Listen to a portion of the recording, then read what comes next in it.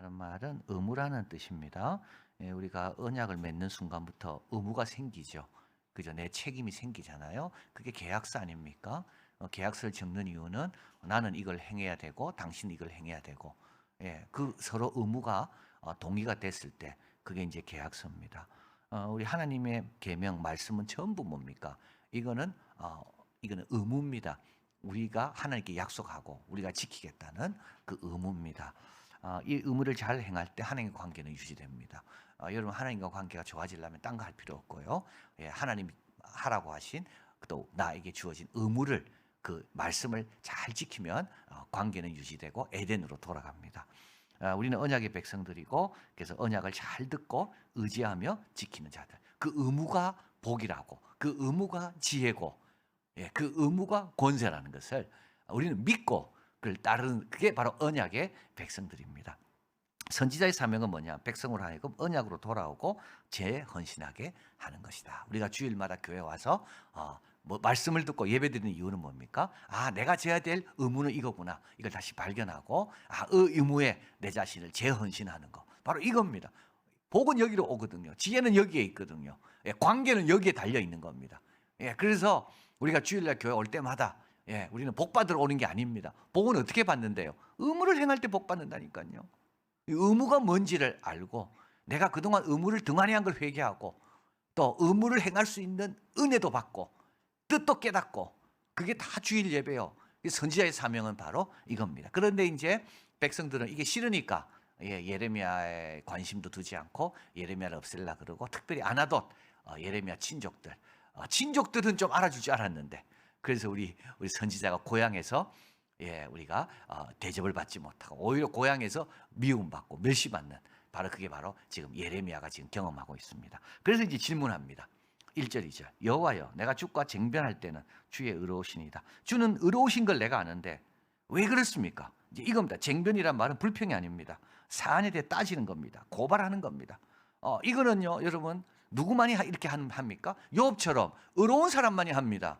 죄 많이 짓는 사람은 이런 게 전혀 문제될 게 없어요. 죄 많이 짓는 사람은 이게 전혀 상관없어요. 근데 나는 경건하고 나는 의롭고 나는 말씀대로 살려고 하는데, 왜 하나님 그러면 나 같은 사람은 더 어려워지고 저렇게 말씀대로 안 되고 교주일날 교회도 안 가고 계명도 안 지키고 마음대로 사는데 저 사람은 저렇게 잘 되고, 이런 불평은 누구한테 나옵니까? 이거는 열심히 사는 사람한테만 나옵니다. 교회 열심히 봉사하는 사람들, 예레미야가 하는 거예요. 욥이 하는 거예요. 이런 거는. 내가 쉽게 질문합니다. 욥이 질문하는 거죠. 예레미야가 하나님께 악한 자의 길이 형통합니다. 패역한 자가 안락합니다. 이게 무슨 연고입니까? 주는 의로우신데 주께서 그를 심으섬으로 뿌리가 박히고 장성하여 열매를 맺고, 내가 봐도 그 입은 주께 가까우나 마음은 먼데 내가 봐도 다 알겠는데, 하나님은 어떻게 바람이 불어도 딴 집은 무너지는데 저 악한 자의 집은 안 무너집니까? 3절. 여호와의 주께서 나를 아시고 나를 보시며, 주님은 나를 잘 아신다는 뜻이죠. 내가 주님을 향해 어떤 마음인지 아는데 왜 나에게 이런 어려움을 주십니까? 왜 내 친족 아나도 사람들이 나를 죽이려고 합니까? 내가 뭐 잘못한 게 있으면 나 이해가 돼요. 예레미야 그겁니다. 내가 실수한 것이 있고 내가 불충성했다면 우리 고향 사람들이 나를 핍박해도 나는 당연한 겁니다. 근데 나는 주님이 아시다시피 얼마나 경건하고 얼마나 주님 뜻대로 행하려고 노력하는데 이 일이 왜 내게 있습니까? 4절. 언제까지 이 땅이 슬퍼하며, 이거는 이제 이 죄인들로 인하여 이 땅이 지금 어려움을 당하는 그런 환경적인 피해에 대해서 이야기합니다. 이 땅이 슬퍼하며 온 지방의 채소가 마르리까, 짐승과 새들도 멸절하게 되었으니 이는 땅의 거민이 악하여 스스로 말하기를 그가 우리의 결국을 보지 못하리라 하면이다. 우리의 결국은 잘 될 거다. 이렇게 악을 행해도, 그죠? 우리는 아무 이상 없을 것이다. 우리의 미래는 보장되어 있다. 이런 뜻입니다. 자, 그 다음에 5절이 중요합니다. 이게 핵심입니다. 이게 핵심입니다. 자, 우리 하나님이 답하십니다. 그래, 맞다. 네 말이 맞다. 이게 아니죠. 야, 그래, 너는 의롭고 미안하다. 내가 악한 자 벌할 테니까 조금만. 아닙니다. 하나님 그렇게 말씀 안 합니다. 5절. 네가 보행자와 함께 달려도 피곤하다면 어찌 능히 말과 경주하겠느냐.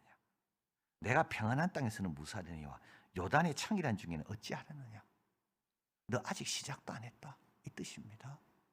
지금 고향 사람들이 널 죽이려고 너 지금 그렇게 힘들어했지. 너 아직 시작도 안 했어. 너 나중에 누굴 만나야 돼요? 예루살렘 지도자들 만나야 돼요. 왕도 만나야 돼요. 더 사악한 사람들 만나야 돼요. 고향 사람들이 이 정도라면 너 예루살렘에서 그 사악한 자들과 대결했을 때 너 얼마나 힘들 건지 너 아직 시작도 안 했어. 근데 이런 거 가지고 그렇게 불평해서 되겠냐? 여러분 어려움 당할 때요, 하나님께서 그렇게 말씀할 겁니다. 아직 시작도 아닌데, 아직 본 게임도 안 들어갔는데, 아직 네 정말 진짜 강한 사람 안 만나봐서 너 그러는데, 하나님은요 예레미야가 어떻게 되길 원합니까? 자, 예레미야는 말과 경주에도 이길 사람이 되기를 원하십니다. 여러분 너무 힘들어하지 마세요. 그래서 하나님 이 사람 때문에 힘들. 그러면 하나님 뭐라? 너 앞으로 강한 사람 만나야 될 건데 하나님 그렇게 말씀한다니까요. 와, 하나님 세상이 왜 이렇습니까? 하나님 이럴 때 하나님 뭐라? 너 앞으로 더 힘든 세상 만나야 되는데. 이게 하나님의 답입니다. 이게 하나님의 답입니다. 그래 내가 알아서 해결해 줄게가 아닙니다. 더 강해져야 됩니다. 이런 마음 갖고 안 돼요. 아직 시작도 안 했는데 벌써 이런 마음 갖고 뭘 하겠습니까? 그래서 하나님 앞에 이거 문제 이거 좀 해결해 달라고 갔다가 하나님께서 야, 더 큰 문제 있다. 지금 이 말씀입니다. 너 방법은 딱 하나. 너 말과 경주할 정도로 강해져야 된다. 내가 그렇게 너를 만들 것이다. 이 뜻입니다. 너는 보행자와 달리 같이 경주할 사람이 아니라 말과 경주할 사람이야. 내가 너를 그렇게 만들 거니까. 그래서 너는 어떻게 됩니까? 너 목표를 낮은 데 두지 마라. 목표를 높은 데 둬라. 자, 그리고 내가 내 집을 버리면 내 산업을 내어 던져 내 마음 사랑하는 것을 대적의 손에 붙였다. 여러분 이게 하나님이 이런 말 할 때 얼마나 마음이 아프실까요? 내 산업이 살림 중에 사자같이 되어서 나를 향하여 소리를 바라고 막 하나님께 대드는 겁니다. 하나님과 싸우려 그럽니다.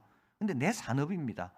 그죠? 내가 심은 겁니다. 내가 공들인 겁니다. 그런데 힘 좀 생겼다고 하나님 앞에 막 대듭니다. 내 산업이 내게 문이 있는 배가 되고 깨끗하고 순수한 배가 돼야 되는데 이상한 걸 자꾸 붙여가지고 이방적인 것이 너무 많이 들어와 있는 문이 있는 배가 됩니다. 많은 목자가 내 포도원을 회파하고 내 분깃을 유리하며 나의 낙토를 황무지로 만들었다. 이걸 지켜보는 하나님 마음은 어떨까요? 괴멸하는 자들이 광야 모든 자산 위에 이르렀고 이제 하나님의 진노입니다. 무리가 밀을 심어도 가시를 거두며 수고해도 소득이 없을 것이다. 14절 내가 내 백성 이스라엘 산업으로 준 산업을 다 그리고 나서 어떻게 할 거냐? 나의 악한 이웃에 대하여. 그러니까 이제 이스라엘 백성이 하나님에 대해서 사자처럼 문이 있는 매처럼 그리고 하나님의 낙토를 황폐하게 만들었고 이에 대해서 하나님이 이웃을 보내서 심판하신 겁니다. 그 악한 이웃입니다. 나 여호와가 이와 같이 말하노라. 보라 내가 그들을 그 땅에서 그러나 그 후에는 어떻게 하실 건지 이 뜻이죠. 그들 악한 이웃들을 땅에서 뽑아버리겠고 유다 집은 그들 중에서 뽑아내리라. 그러나 15절 내가 뽑아낸 후에 내가 돌이켜 그들을 이 악한 이웃입니다. 긍휼히 여기며 각 산업으로 그 산업으로 각 사람을 그 땅으로 다시 인도할 것이다. 15, 16절 그들이 내 백성의 도를 부지런히 배우게 될 것이다. 여호와 이름으로 맹세하기를 자기들이 내 백성을 가리켜 바알로 맹세한 것 같이. 이 말은 뭡니까? 이들을 이제 침략해서 이들을 탁 끌고 포로로 끌려갑니다. 포로로 끌고 가면서 이들에게 뭐 너 앞으로 바알의 이름으로 맹세해야 돼. 너 하나님은 힘이 없어. 너 하나님 아무것도 아니야. 너 봐라. 너 이렇게 고생하는데. 그래서 너 앞으로 바알의 이름으로 맹세해. 이렇게 끌고 간 겁니다. 그런데 하나님께서 이제 70년이 지나고 예루살렘을 회복하기 위해서 이들에게 이제 하나님께서 벌하실 때 돌아오게 되죠. 돌아올 때 이들은 어떻게 됩니까? 데리고 갈 때는 바알의 이름으로 맹세해야 돼 이랬던 사람들이 하나님의 때가 돼서 돌려보낼 때는 야, 우리도 하나님의 이름으로 맹세하겠다. 그 하나님에 대해서 좀 가르쳐달라. 이렇게 말한다는 거죠. 부지런히 배우는 하나님의 백성. 뭘 배울까요? 의무를 배우는 거예요, 여러분. 부지런히 뭘 배웁니까? 언약을 배우는 거예요. 언약. 내가 행할 바가 뭔지, 내가 하나님과 약속하고 하나님이 나의 약속한 대로 내가 복을 누리기 위해서는 내가 뭘 행해야 될지 그거를 부지런히 누구가요? 이방인들도 배운다는 겁니다. 그래야 언약의 백성이 되는 거죠. 부지런히 우리가 배워야 됩니다. 자, 유진 피터스는 말합니다. 예레미야야, 이제 하나님께서 이제 이렇게 말씀하셨을 거라는 거죠. 내가 진정으로 원하는 것이 무엇이냐? 이런 군중과 함께 발을 질질 끌면서 살고 싶으냐? 아니면 만들고 함께 힘차게 경주하고 싶으냐? 여러분 불평하지 마시길 바라요. 여러분 그 수준에서 살고 싶습니까? 나는 보행자가 경주하기도 힘들다고 계속 불평하는 사람은요, 너 정말 발을 질질 끌면서 그 보행자 수준으로 살고 싶으냐?